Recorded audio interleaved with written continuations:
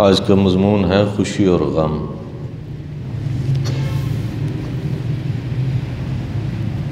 غم اور خوشی انسان کی اپنی کیفیات کے نام ہیں۔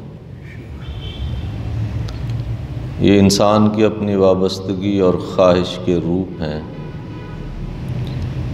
ایک انسان کا غم ضروری نہیں کہ دوسرے کا بھی غم ہو، بلکہ اس کے بالکل برعکس ایک کا غم دوسرے کی خوشی بن سکتا ہے۔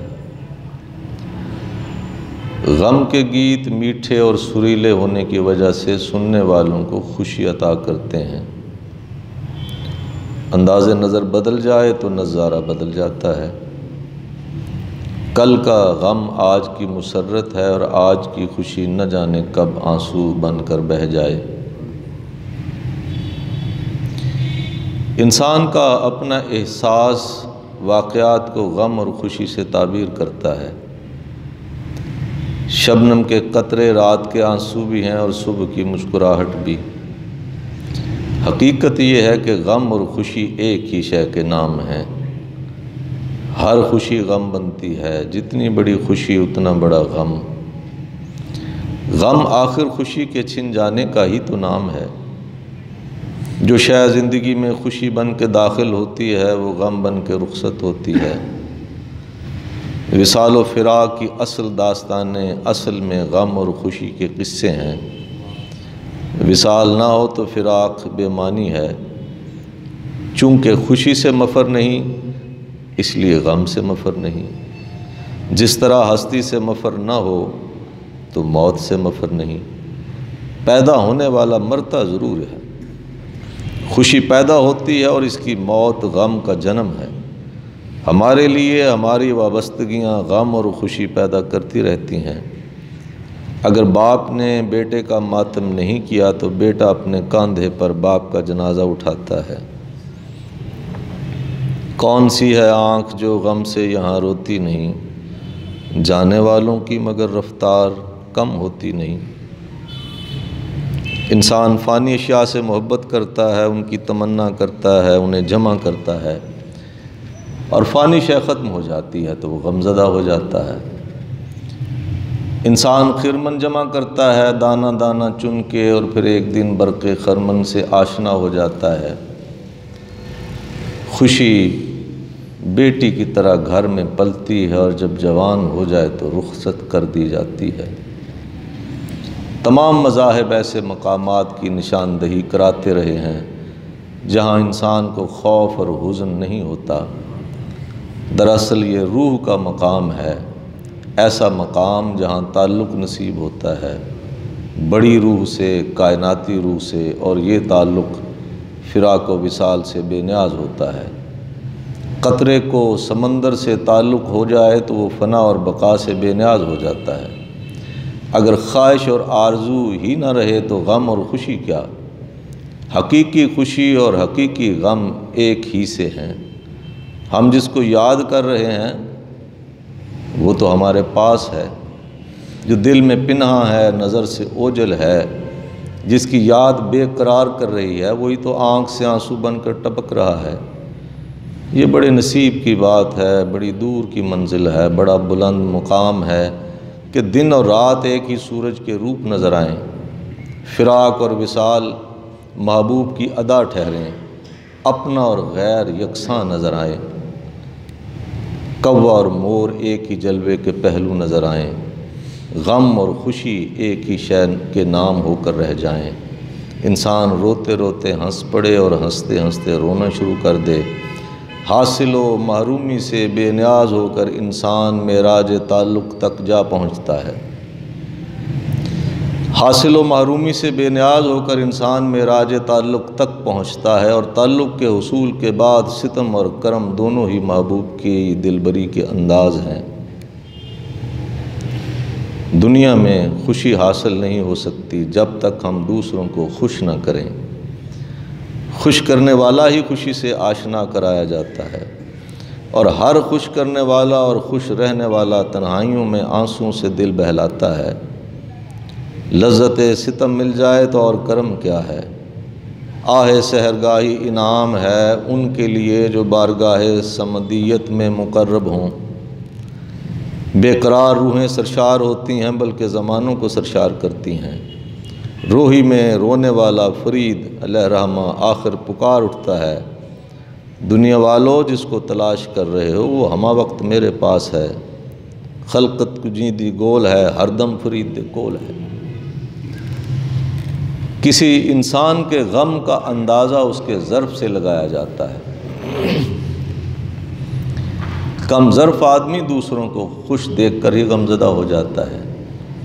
وہ یہ برداشت نہیں کر سکتا کہ لوگ خوش رہیں، وہ ان کی خوشیوں کو برباد کرنے پر تل جاتا ہے۔ اس کی خوشی یہ ہے کہ لوگ خوشی سے محروم ہو جائیں۔ وہ اپنے لیے جنت کو وقف سمجھتا ہے اور دوسروں کو دوزخ سے ڈراتا ہے۔ ایک بخیل انسان نہ خوش رہ سکتا ہے نہ خوش کر سکتا ہے۔ سخی سدا بہار رہتا ہے۔ سخی ضروری نہیں کہ امیر ہی ہو، ایک غریب آدمی بھی سخی ہو سکتا ہے اگر وہ دوسروں کے مال کی تمنا چھوڑ دے۔ اس طرح جن لوگوں کا ایمان ہے کہ اللہ کا رحم اس کے غضب سے وسیع ہے وہ کبھی مغموم نہیں ہوتے۔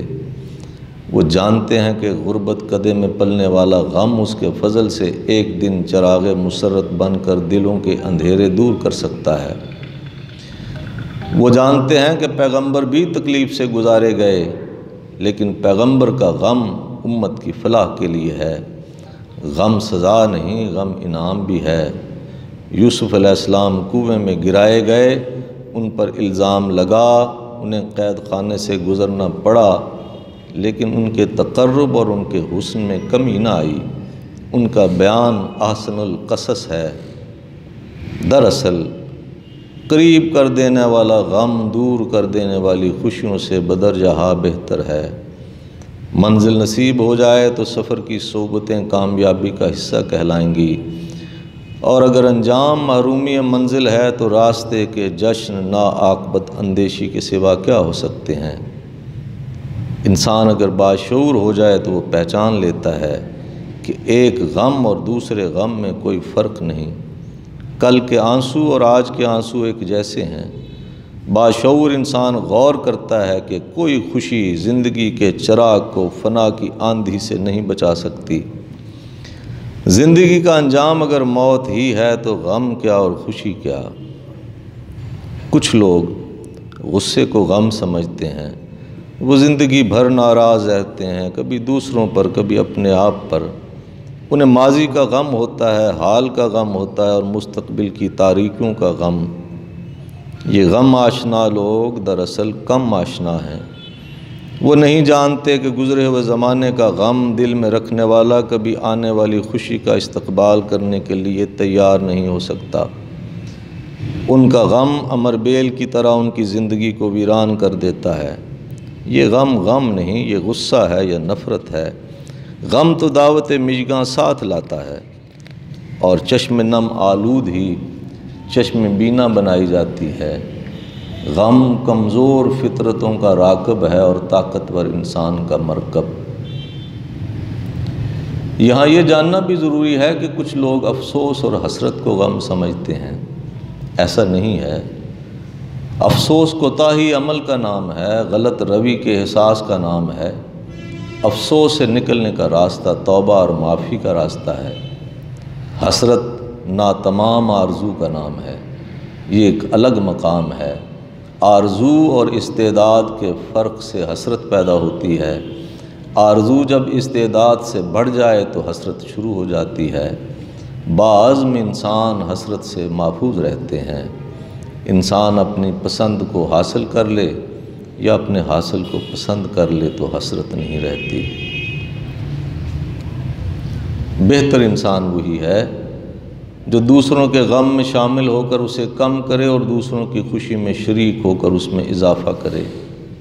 اپنی صلاحیتوں کو محروم لوگوں کی خدمت کے لیے وقف کرنے والا غم سے نڈھال نہیں ہو سکتا۔ اگر یہ بات مان لی جائے کہ غم شخصیت ساز ہے اور غم اسی کی عطا ہے جس نے خوشی دی تھی تو انسان کی زندگی آسان سی ہو جاتی ہے۔ اندیشوں کو بھی غم نہیں کہنا چاہیے۔ اندیشہ آنے والے زمانے سے ہوتا ہے۔ اگر حال پر نگاہ رکھی جائے تو مستقبل کے اندیشے کم ہو جاتے ہیں۔ اندیشہ ایک ناسمجھی کا نام ہے۔ اندیشہ امید سے ٹلتا ہے۔ امید رحمت پر ایمان سے حاصل ہوتی ہے، اور رحمت خالق کا عمل ہے، بلکہ خالق کا دعویٰ ہے کہ اس کی رحمت اس کے غضب سے وسیع ہے۔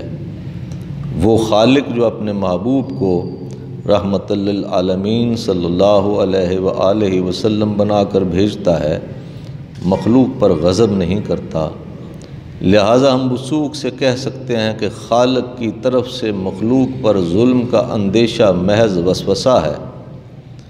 خالق نے ہدایت بھیجی، پیغمبر بھیجے، سلامتی کے پیغامات بھیجے، رحمتیں اور برکتیں نازل فرمائیں، مبارک صحیفے اور مقدس کتابیں نازل فرمائیں، اور سب سے بڑی بات اپنی رحمتوں کو رحمت عالم علیہ الصلوۃ والسلام کی ذات میں مجتمع فرما کر مخلوق کے لیے آسرا بنا کر بھیجا۔ سرکش و باغی انسان ہی اندیشوں میں مبتلا ہو کر غمزدہ و افسردہ رہتا ہے۔ جو لوگ اپنے نفس کے شر اور ظلم سے بچ گئے وہ غم سے بچ گئے، ان کے لیے بشارت ہے، ہمیشہ ہمیشہ کے لیے شاداب و سرسبز جنت کی اندیشہ دوری ہے، اور امید خواہش تقرب ہے۔ جس انسان نے استقامت اختیار کی، حقیقت کی راہ میں وہ مایوس نہیں کیا جاتا۔ سوچنا چاہیے کہ انسان اس زندگی میں نہ کچھ کھوتا ہے نہ پاتا ہے، وہ تو صرف آتا ہے اور جاتا ہے۔ کیا حاصل اور کیا محرومی۔ کسی کا چہرہ کسی کی زندگی میں خوشی پیدا کر جاتا ہے اور کسی کی زندگی میں غم دے جاتا ہے۔ یہ سب قدرت کے کھیل ہیں۔ لوگ حالات اور ترقی سے خوشی حاصل کرنا چاہتے ہیں، حالانکہ خوشی کا تعلق حالات سے نہیں۔ خوشی ایک حالت کا نام ہے، اپنی حالت، اپنا احساس، اپنا انداز فکر۔ احساس کی اصلاح ہو جائے تو غم اور خوشی کی بحث ختم ہو جاتی ہے۔ دل بر دل کے پاس نظروں کے سامنے ہو تو تختہ دار جنت سے کم نہیں، دل بر دور ہو تو جنت بھی جہنم۔ دل بر کی یاد سرمایہ ہے، اور اس کے کوچے کی گدائی بھی تاج شاہی سے کم نہیں۔